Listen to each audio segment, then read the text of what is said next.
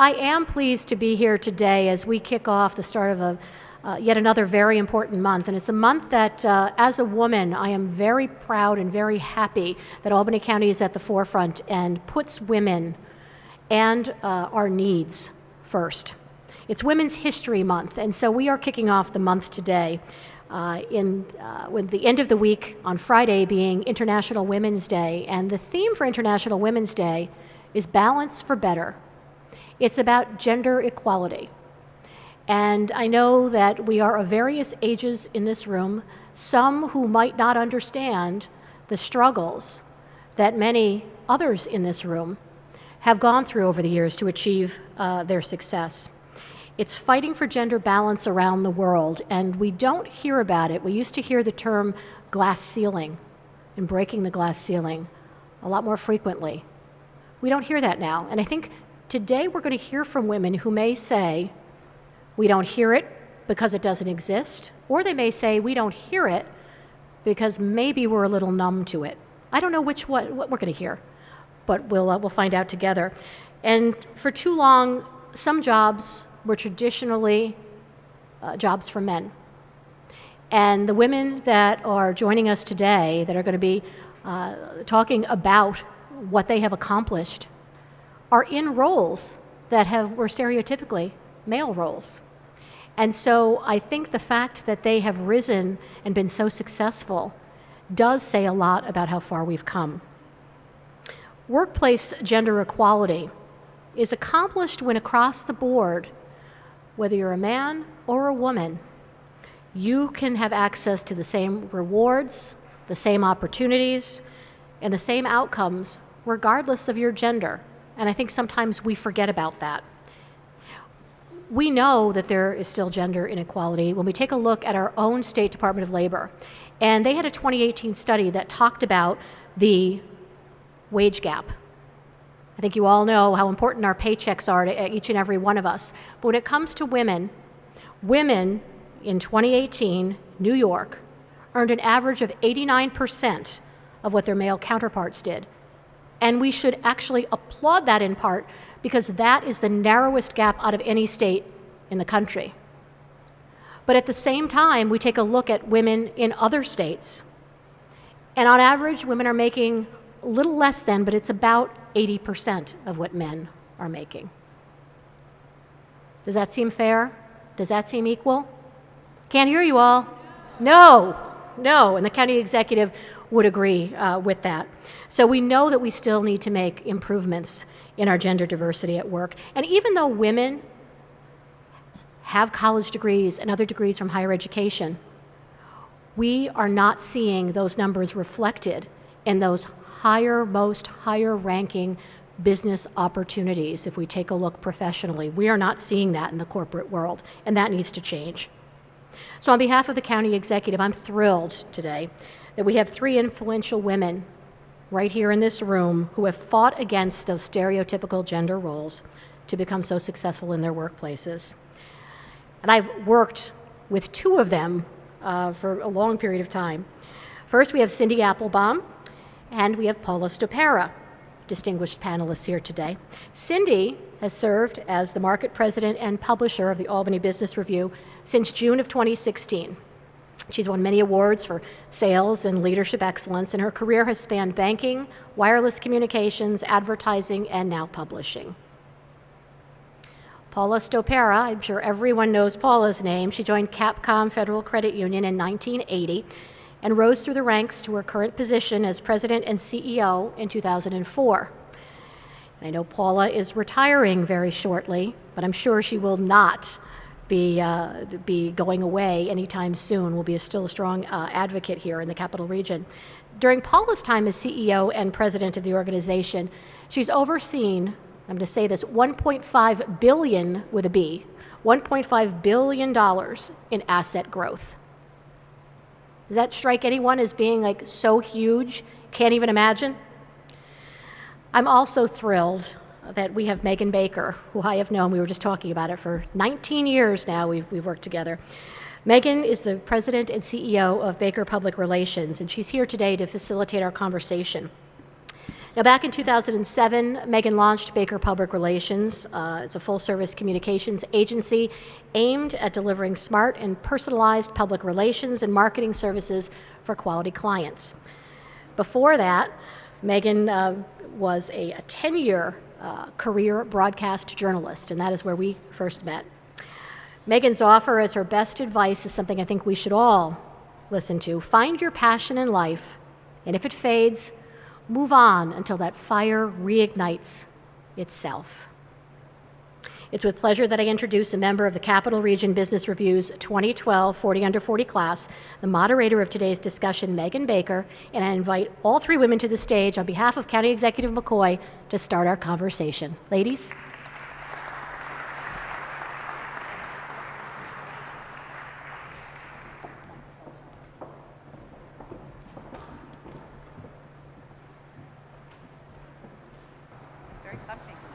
Thank you very much for that warm introduction. We do go back many, many years. Many of you might not know this, but when I moved here in 2000, Mary was probably one of the first people that I met at Fox 23 News and served as a great role model and a mentor as a young budding reporter in a new market. So I appreciate that. And then we went on and worked together at Time Warner Cable, Spectrum Charter now, and launching Capital News 9. So I call her quite frequently, even now, just to bounce ideas and just to get advice from a friendly face and somebody that's well respected here in Albany County in the Capital Region. So I appreciate that, Mary. So that kicks off the discussion with it being Women's History Month. I guess for you, Paula, and for Cindy, if you will share with us, who is somebody in history that inspired you throughout your career? Somebody that maybe made an impact from you through your professional lives? Well, I'll go first, and this is really simple. There's no brain surgery here.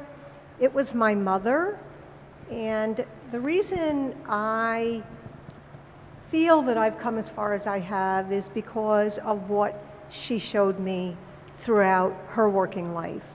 She never really rose further than a teller in a bank. She was a single parent, but this woman got up every day and went to work, and she went to work with the attitude that I'm going there because I want to provide for my children, but she wanted to have a sense of accomplishment. And so for me, I know it should be a historical figure, but I have to give credit where credit is due. It really was my mom, and I value her to this day, although she's 88 and can be a bit challenging. The simple fact is she taught me what it was to be a hard worker, be a loyal worker, and give back to your employer. I think for me, so I'll tell everybody, in case you want to send me a birthday card, but my birthday is this month, March 18th, and I'll be 62. So I was born in 1957, so I grew up in a time where a lot has happened as far as history, and I can remember as a young girl watching Rosa Parks and that movie, and when she went and took that drink from that fountain, that water fountain, I will never forget that movie and what I saw. And what I grew up in Cohoes, New York. There was no diversity in my high school. There was no diversity in my city. And it was really my first awareness of what the world was like outside of my home and what I really wanted to do to change the world to make things fair. So when I first had an opportunity to become a leader, I really, really was committed to making sure that people had equal opportunities and that we looked for the strengths and the really what people were great at and didn't focus on weaknesses. And you keep that to today and all the things that are going on. And you know, Cindy knows that I highly respect the news business, but I also think that we focus so much on the negativity and not on the positivity that happens. And if we can all today go away remembering that positivity moves the world, not negativity. How can we change what we all do, and how can we become Rosa Parks in our own way, one person at a time? So she was someone that I followed, and I never forgot that drink in that water fountain. You guys who saw that movie, if you haven't, go look at that movie. It's one of those things, and it was real. What is your vision for how we will possibly see Women's History Month in the years to come? Well, I think we all look forward to the day where we celebrate a wonderful woman president. I think that those days are ahead of us, and one of the things that I think is one of the greatest gifts that women bring to leadership is kindness. And if we could get back to a world where we're kind to each other and considerate and still be great leaders, what would be different? Today, so much of our world is being distracted by, not working together, not collaborating together, and trying to take people down. I look for the day where we can find a wonderful woman who can lead our countries, lead our local politics. I'm big fans of some of our women leaders in our communities who are strong, but they're also kind, and that makes a big difference. So I look forward to the day where we're celebrating that and not still waiting for that. How far do you think that we are from a gender-balanced environment in the United States and globally? I think we're a lot closer than we were when I first started working. My first job was at 14 years old in W.T. Grant's, if any of you are old enough to remember, downtown Albany. I was the girl that served hot dogs. But it was all women that I worked with, but the men were the store managers. My next job was when I was 16, and I was offered a position in a law firm after school. They were all, no offense to any attorneys in the room, but they were all white men. And the receptionist pool, they were all women. And I will tell you, the woman that I had as a boss, it was great to have her as my boss because she was not a very nice person. And I thought to myself, if I ever get in my career to where I'm leading people, I will never be like this woman. And then I was shocked when I graduated high school. They offered me a full-time position. And I'm like, thank you, but no thank you. And I had no clue what I was going to do, but I knew I could not work there. So I think the accelerated change over the last 49 years, it was slow when I first entered the workforce, but I think that it's accelerated because there's more awareness today. There's a great deal of awareness. And I don't think the awareness is just coming from women. I think it's coming from men as well. So I think that's something that we all need to keep top of mind. We're in charge of keeping that awareness alive. And if we all don't participate in that, the change will slow back down. I mean, I think to what Paula just said about looking forward to our first woman president, I've lost count of how many women are now running for president. There are 7 now? That's pretty amazing. That, to me, is amazing. So I think that the change has accelerated, and I think it's up to all of us to keep that moving forward. I'd like to, broach the subject about the male-dominated professions. Both of you, being a publisher, being in the banking, the financial industry. How has that shifted in your experience? So when I first was hired in a banking type industry, the board of directors were all men. They still are predominantly men in this field. Leadership was all men. And I tell a funny story about when I was 26 years old, my boss at the time sent me to a public speaking class, and it was with predominantly all the bankers in the capital region, and there was about 25 in the class, 2 young women, myself and a colleague of mine, and all these men in these navy blue suits with white shirts and red ties, and it was very intimidating. And I remember that first day at the break, I tell the funny story that I almost started smoking cigarettes that day. It was so intense and so scary. But we made a commitment that day, my friend and I, that we were going to be better than anybody in that class, and we just went back in and we rocked it. And the second day when we left, you know, they were cheering for us, and we had become kind of equals in that room. But truly, over the past 40 years, women were not in leadership positions in banking. And people ask me, how did you do it? I said, you have to forget you're a girl. You have to be strong, and you have to be smart. And use your brains every single day. And for a lot of young women, I tell them, dress for success, dress appropriately. I'm not saying you can't be proud of the fact that you work out, but, you know, don't advertise yourself about your body, advertise about your brains. That's what you want to be known for. And if it all matters, because sexuality in the workplace is still present every single day, but you want to be known for what's up here, not what's down there in the workplace. And if you do that, and you're strong and you're proud, you can do anything.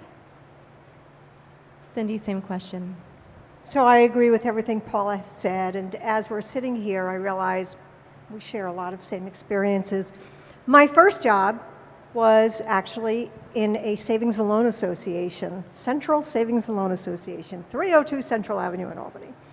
And it was all men. The men were the leaders, and the women were the bank tellers, the clerks. And I was fortunate that I don't know why, but I connected with the male leaders, and they offered to teach me everything that they knew. And back in the day, I was salaried. I was, required to work overtime, but I guess salaried was a way of not having to pay overtime. But I loved it because I could stay there, and they taught me everything. And I was like, wow, this is as great or better than college, because I'm learning on the job. And during that entire time, I never felt that there was any, I had never had any concern for being there until 8, 9 o'clock at night with one of the male leaders. I learned everything I could. As I went on in my career, I realized that that trust isn't something that you could have in every organization. And like Paula, I also was sent to a public speaking course. There were 17 of us. It was me and 16 guys. And they were engineers from all across the country, so as you can imagine, big egos. And they thought, oh, I have this. And I'm like, all right, well, you guys don't even do any public speaking. At least I go out and talk to the public. You talk to each other. I will say I rocked it. But I'm the only girl in my generation in my family. So I don't really, I never played with dolls. My brothers were playing football, I played football. They were playing basketball, I played basketball. They played dodgeball, I played. I had to, their thing was, if you're gonna do this with us, you gotta play like a guy. Bring it on, bring it on. And so I went in with I think a different attitude. And I look back now, and I think that was a big blessing for me to be raised in a male-dominated family. And I don't think anybody puts themselves in a position of being asked to do things that they shouldn't be getting asked to do. And I think a lot of that is because I had this attitude like, listen, you're no different than I am. And I think it saved me from a lot. But I think attitude. I think attitude is a lot of what you need, and that confidence. The Me Too movement really brought sexual harassment to the forefront. How do you think that it has affected how your business operates, the Me Too movement? I think at the Albany Business Review, there really is no change. And I think it's because we really all work together to have a great culture. And I don't know that I can say that that's what was going on in the corporate world even 10 years ago or 20 years ago. Then it was all about work, work, work. You need to bring in, X number of dollars in revenue. You need to do this, you need to do that. It's not like that today, certainly not at the Albany Business Review. We are a small group. We are about 60% women, 40% men, but we don't stop and think about that every day. But as I go backwards in my career, something that I learned early on was I had to be aware as a leader of how the others were feeling. What was their sense about what was happening? And was I helping to create a collaborative team? Because there have always been, in my opinion, as many women working in a company, maybe more than men. And what were we creating? What was I as a leader? What was the messaging that I was giving? So today at the Albany Business Review, I think I have a great team. They teach me more than I'm teaching them about the workplace, and I value that. My job previous to this was, Megan and Mary know, we worked together at what was then Time Warner. And I think as a company, they struggled to find that diversity. I think they tried to do a lot of things right, but didn't have the focus or the vision to really execute on what they wanted. But the sense was there. How do we get better? How do we become more diversified? How do we reduce the stress in the office? It all goes hand in hand. So, I think with the Me Too movement, human resource laws have helped to protect work environments today. A lot of the stuff that is coming out now is from 10 and 20 years ago when it wasn't safe to bring it up because work environments didn't have human resource departments. They didn't have the laws they have today. And as I look out in the audience and I look at many of us, we all worked in environments where, the boss was having an affair with multiple people in the office, or, I could tell you some stories that were very colorful, all part of the entertainment of, growing up in the work environment. It was not uncommon to have sexual harassment going on in the workplace. Thank God for our generations today. There are laws that pretty much curb those things pretty quickly. I will tell you, when I first got out of college, I tell my friends made fun of me because I had like 5 jobs in 2 years because I kept saying, I can't do this. One job, I only lasted 5 days, and that was because there was terrible sexual harassment going on in this work environment. The boss was taking people into his office all day long, and I was inquiring what was going on, and they were telling me, and I said, I can't do this. I couldn't shut up about what I was seeing. And so I addressed it. I had only been there 4 days, and he said, I own this company. I can do what I want. And so I said, okay. So I went home for lunch, and I never went back. Back then, in that period of time, 1980, this was very, very real, very common. But again, it was one of my first statements in my career that I said I was not going to be a part of that. And we all have the right to do that every day. What other support is out there that we can offer up-and-coming, emerging young women professionals in the workplace? I don't know if I should be endorsing things, but I love the Women's Business Council of the Capital Region Chamber. That is a group of women in the community that are starting out. Some of them are at mature points in their career, and also that Young Professional Networks through the Chamber who matches you up with mentors who can help you. And I've done those mentorship programs for several years, and I think have really helped some young people to get to a more confident place in their career. So I highly encourage younger people to get involved in those mentoring programs, or just get involved at your own work site. If you admire someone that you work with, ask if they'll mentor you for 6 months, and have the agreement that you go to lunch once a month, or you meet after work for an hour. But a lot of people that are very seasoned are willing to do that. It's really our pleasure to help you through these challenges. I think that's a great way to get help.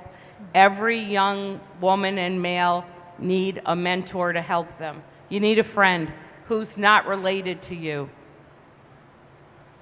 I honestly can piggyback right off of everything that Paula just said. You need to have a mentor. Regardless of where you're at in your career, I still have a mentor, and I'm probably on the opposite end of my career, not going as early as Paula may be, but it's somewhere in the next several years. But I've had a mentor since I was probably in my early 20s, and someone I connected with, and I just asked, will you be my mentor? And one of them, my mentor right now, I've had in my life for 16 years. He happens to be, it's a gentleman. We met at a sporting event, and he's a pretty significant person in the community. And I said, would you mentor me? And so I can remember when I was considering the Albany Business Review, I called him up and I said, what do you think? And he was the person that most encouraged me. But I do agree with Paul. I think if you're a female in the workplace, please go find a female mentor, whether it is through the chambers. We just a week ago today, the Albany Business Review held our annual event called Biz Women Mentoring Monday. And we bring mentors and mentees together, and many of them form a year-round relationship for mentoring. Women, to what Paula said, women, when you get to a certain point in your career, you want to share your experiences. You want people to, especially women, to understand that they can achieve their goals, and we can help you get there. And a lot of it is just listening. I just listen when I mentor people. That's all. I'm mentoring 2 people right now, and I've been mentoring them for close to a year now. I just listen to them. They've got all the answers. They just needed to know that somebody agrees with their life plan. That's it. I think I take away just as much from the mentee, as Absolutely. you give, because you learn so much, and you can learn so much from them. This is pretty startling. It's no surprise, on average, 77% women earn 77% of what men earn. What can we do to change this, and what is being done? What are you doing specifically in both of your workplace environments to ensure that we're closing that gap? So something I've been doing for years is, if I think there's a disparity between it, I will ask for a comp review, because there's no HR company. HR in any company I've ever worked in, they don't know what's being offered. In most cases, they're just processing the paperwork. When do you call HR? Typically, when you have a problem or you want to address something with them. So on an annual basis, I will ask for, every year I rotate, I'll ask for 3 or 4 positions, and I want a peer compensation review, meaning I want to know if the person for any position in our organization is being paid the equivalent of anyone else in the same position, same level of performance, same number of years on the job. And I've had at times where it's come back and they're saying, ooh, there's a major disparity here. How do we correct it? And we get it corrected. So I think that's one thing. I think the other thing is having a voice. I think as women, a lot of times we just sit back and accept things for the way they are. And I would say, have a voice. Sit down with your immediate supervisor. Have a professional conversation. I will tell you, when I was a young leader, I would have young girls that would come in and sit and cry. And it didn't make me feel good. And so one of the things that I mentor women to do is to get the emotion out before they're going to have that conversation. Because you really want to come at it from a point of, I hate to say it, but power, which is really confidence. It's really your confidence. And if you're crying, there's just no confidence. It shows emotion and, I hate to say it, I mean weakness in the corporate world. I've made men cry too, if it makes you feel any better. I have that knack. So I think really just being true to yourself, using your voice, because your voice and your brain's just as good as any male's. As Cindy said, women have to learn how to speak up. For years, you didn't do that. I will tell you that what I'm seeing now from people coming out of college and coming into their first jobs, especially those that are in specific professions, some colleges are actually putting their students through courses on how to negotiate your salary. So for people who haven't done that, you're at a disadvantage. So what I say to you is that you should be aware of what the market rate is for your salary. You shouldn't expect to come in at the midpoint of that with no experience, but you should know what the market rate is for your job, and you should have that discussion with your manager, your supervisor, to make them aware that you do know that. At Capcom, we do a salary review every 2 years. Every single year, we do a comparison of all of our jobs to make sure that there isn't a disparity between anyone, and whether they're a female or a male.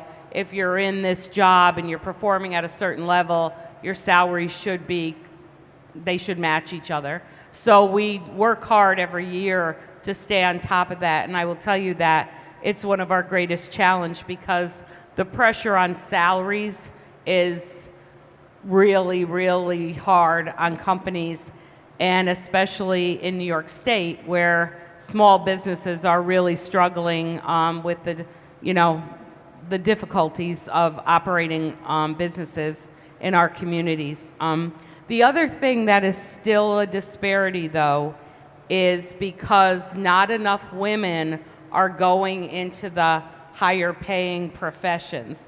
And by that, I say IT, information technology. It's one of the most highest paid areas now in our communities. And if you look around your IT departments, how many women are in there? There aren't a lot. Those jobs are commanding a totally separate pay scale than other jobs are today. And I don't see that changing in the near future. But women, for some reason, aren't going into those areas at the same pace that men are. We tease our IT guys that they're different. And maybe that's why they tend to be, very techie, very specific personalities. Probably not people you'd put in event planning at any time, because nobody would come, or they'd be watching Star Trek movies all night type of thing. But women aren't going into that field. I also don't see as many women going into the CPA, finance, high-end jobs, which are also, a lot of those people end up in leadership positions. And so that's part of the discrepancy. Even though STEM has been pushed, it's more into the engineering fields and that type of thing. And in business, there's a lack of women representation in the finance, accounting, and IT fields, which is still causing that disparity.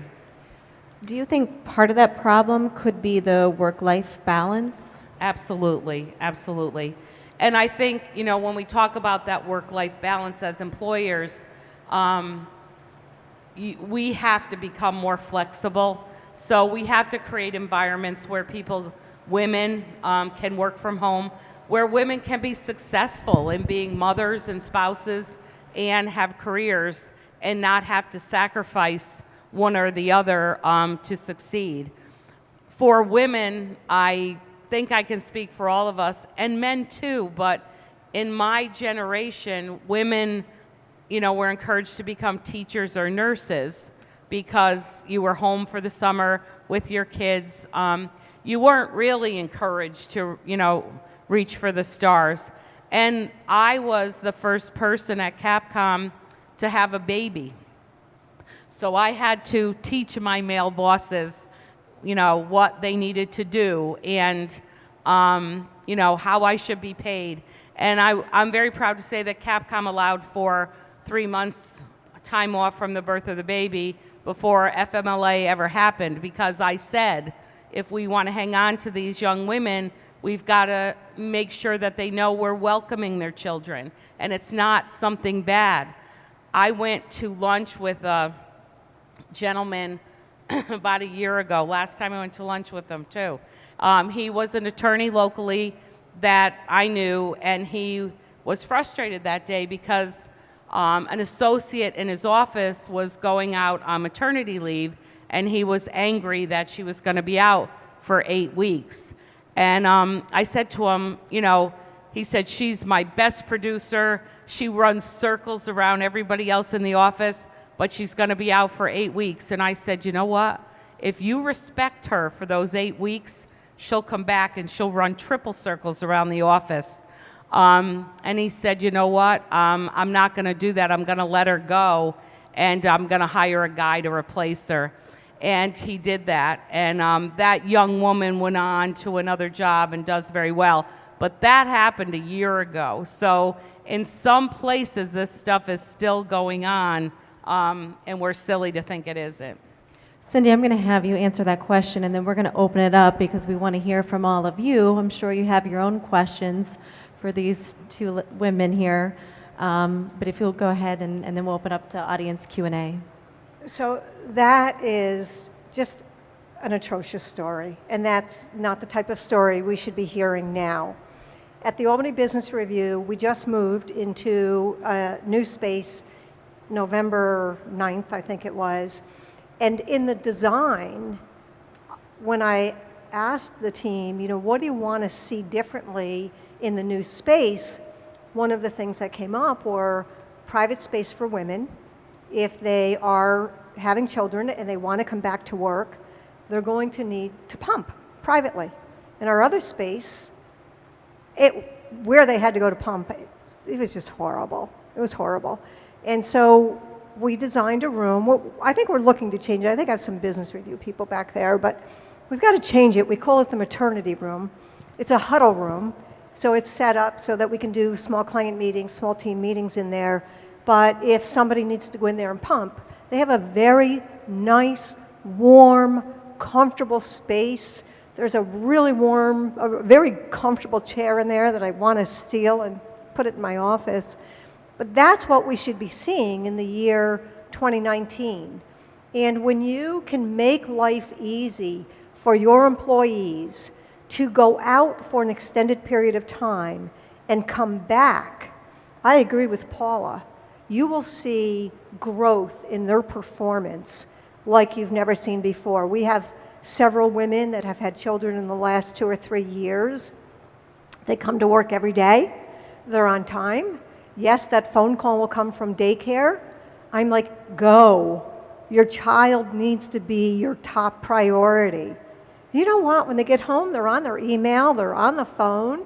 They feel guilty. I'm like, please don't feel guilty. Not so, that was one of the questions. Did I ever achieve work-life balance? I don't know as a mother that you ever feel like you did, because you want to be the best you can be at your work environment, and you want to be the best you can be as a parent. And I will tell you, my experience, I worked for a company called Nextel. I don't know how many people remember Little Chirp Chirp. And I loved my job, but I was the market leader for Albany, Central New York, and the state of Vermont. And then the company had me traveling all over because we were a top performing market. And after a few years, I was there for about 8 years, and I just quit one day. And I quit because I took my kids on vacation down to Disney, and I'm on the ground on a conference call, and they're enjoying the ride, and they're mocking me. And I thought, oh my God, I'm a horrible mother. I'm a horrible mother. And so I went back and I just said to the company, I'm not doing this anymore. I'm quitting. I stayed at home for 2 years. My children happened to be in 5th and 6th grade, so my son was getting ready to go into junior high, and I wanted to be there for them for 2 years. I lived off of my savings. We cut back on things I didn't want them to feel that their quality of life had changed, so I did the best I could. But that was an experience that I never had enjoyed with my children, and to this day remains probably one of the most important decisions I ever made in my career, because it was a career decision. And yet, back to work 2 years later, and my career continued. So again, it goes back to being aware of what you want to accomplish. And you get to set the boundaries that you are going to work within. And my belief has always been to give my employer more than they expect. And I encourage, when I'm going through the interviewing process, I don't generally interview somebody once. It's usually 3 times. I meet them in my office, I meet them out for coffee, and then the 3rd meeting, wherever. I try to spend 3 to 4 hours with them. I want to get to know them as a person. I want to know if they are going to really be a great member of the team. And I really want to understand that they have their own vision for what they want to accomplish. Are they just looking for an 8 to 5 job? Or are they looking for progression in their career? And I tell everybody, be in at 8, give me your 8 hours a week, or your 8 hours, I wish it were 8 hours a week, 8 hours a day. I want you to leave here at 5 o'clock. And when you leave here at 5 o'clock, don't be stressed about going home and wondering or thinking about what you didn't get accomplished. Forget it. Let the door close behind you. Don't worry about your email, because who in this day and age can keep up with their email? I can't. I think I have 9,000 emails in my inbox. If it's important enough, somebody will let me know a 2nd or 3rd time. You just can't. But I want people to go home. I want them to enjoy their families. Whether their families are parents, siblings, partner, children, pets, go home and enjoy that time. Because when you come in the next day, I want you to be excited about coming into work. Because if you're excited about, as excited as you can be about having to go to work, but if you can be excited when you walk through that door, you're going to be a contributing member to the team. That support and flexibility is crucial as you build a culture in the workplace. And I just want to add 2 things to that. Work-life balance, you have to define it first before you can expect somebody else to tell you what that looks like. So I encourage you to define what that looks like and maybe set little goals like, I will go home at 5 o'clock every day or something like that. You have to define it. The other thing is, in your workplace, if there's something that doesn't allow you work-life balance, put a plan together and present it to your supervisor on how you're going to fix it, because many times maybe they don't have it themselves, so they're not going to be able to tell you or help you. So provide solutions and ideas. And the 3rd thing that is my biggest worry about the future of that is those telephones. You can't get away from them. We're all addicted to them. The best thing about going like on a vacation with your family is go on a cruise, because once you pull out of port, the phones don't work for a week. And it's really a whole new experience to like have to communicate to each other face to face, to actually talk to the people you're at dinner with and not be on a phone. But phones control our lives right now. people are responding to emails at 10 o'clock at night. I got a text message with a picture from someone at 5:30 this morning, and it wasn't my grandchildren. So I'm like, what? But it is a real problem, and it's a real addiction in our society, and it's really controlling people, not for the better. I'm guilty of sending those emails at 4 o'clock, 10 o'clock, 11 o'clock at night. I feel like sometimes if I don't send it, I'll forget. So I should just keep a notepad handy. Well, there is a thing on your computer where you can actually time it to be delivered at a certain time. So you can do Thank the you for email. that. Because in our company, there is a conscious effort not to send out emails after 5, 6 p.m. at night, and rarely on weekends. Rarely on weekends. I don't know, my staff is here. I think that they would agree. I never send out emails. Once I leave the office, I usually leave the office around 5:40, 5:45. I just don't. And I try not to send them before 8. I'm usually out of my house at 7. And so I think, again, it's a conscious effort. And to what Paula said, you've got to let people know. Well, first of all, when you're interviewing for a job, you need to understand what the expectations of that job are. You need to be asking those questions in the interview. Because if your boss says to you, well, I expect you to do whatever it's going to take to do the job, and yet you want that work-life balance, you're not going to get it. So why take the job? But if you take the job, you are basically agreeing, okay, I'll do whatever it takes. So I think that they're great conversations to have, not once you accept a job, but before you take the job. And then certainly if you get a new supervisor, male or female, sit down with them and ask them, what are your expectations? I just got a new boss at the business review.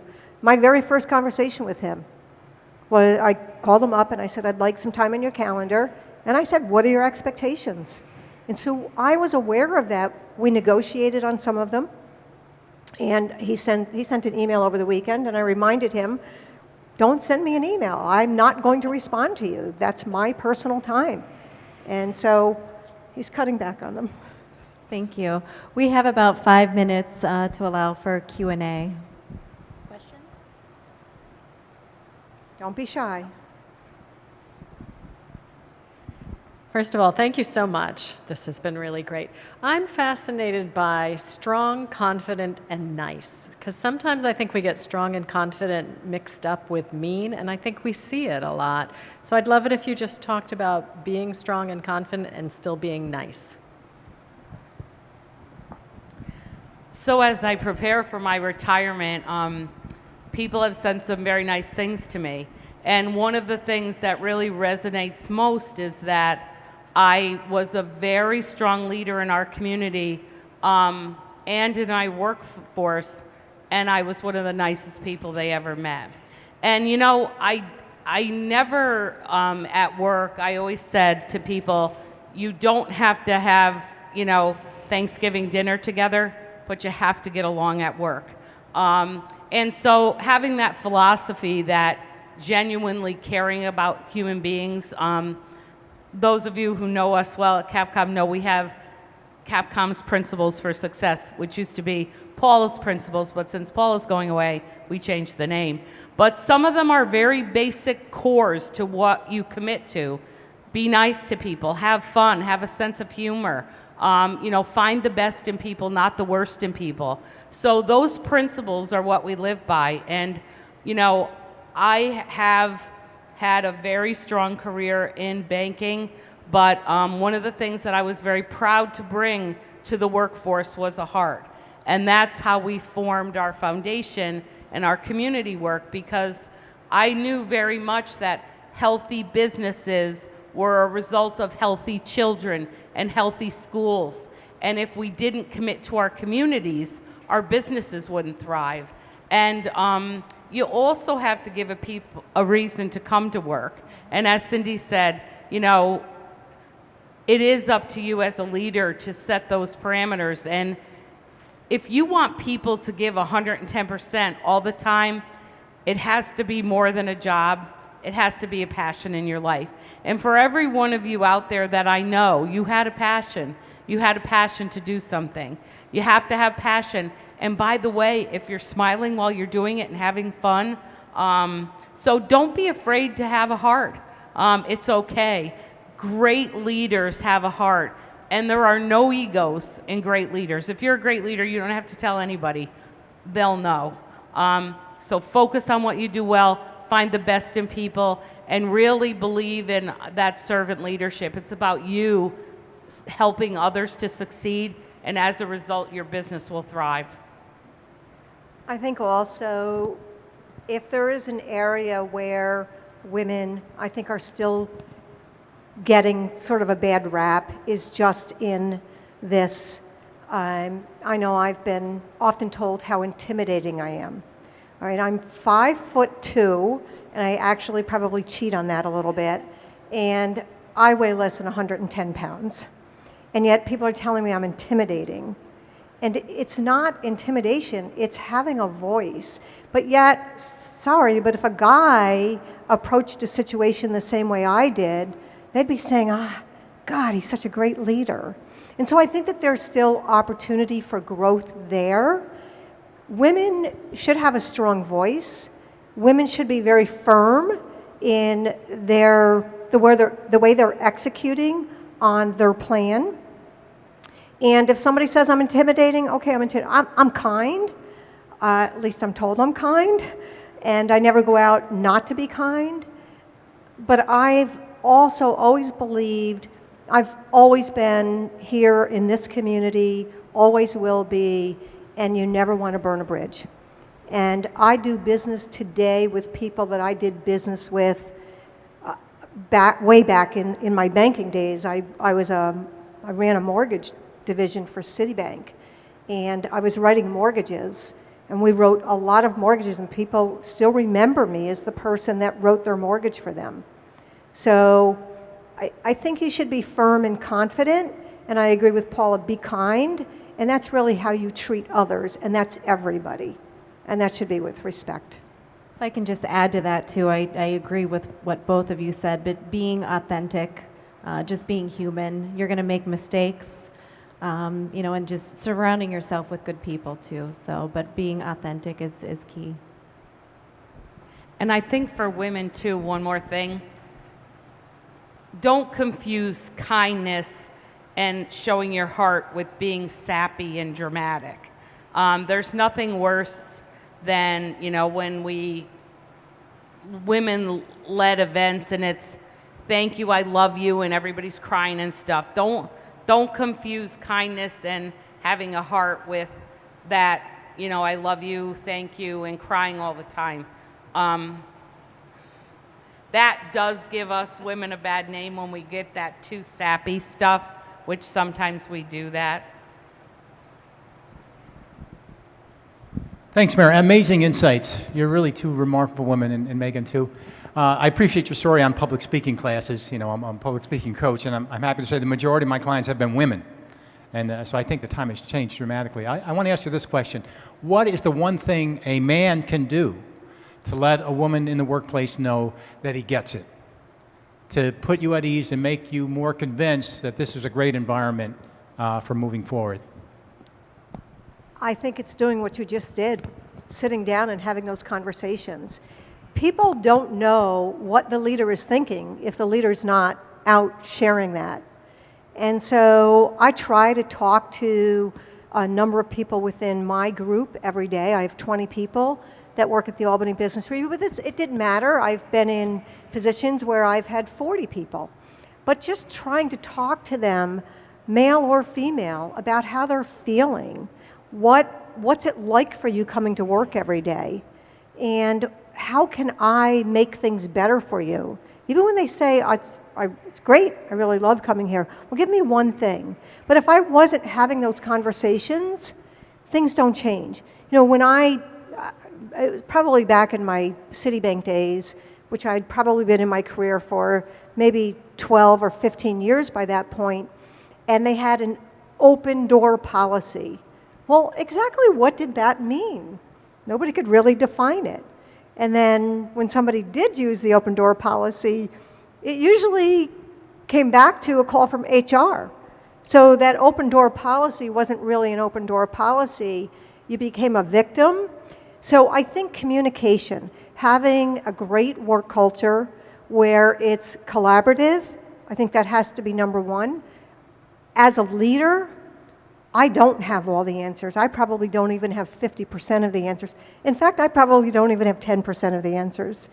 So it's really important that we have open lines of communication and we're talking to each other about what they're feeling. And doing that without feeling that you've got to make them feel good about that and take action. Take action about the things that they're recommending to you. Well, if we could do this, you're not always going to be able to do things, but if you can get 5 or 6 things out of your team and you can change 2 of them, that's progress. People begin to trust you.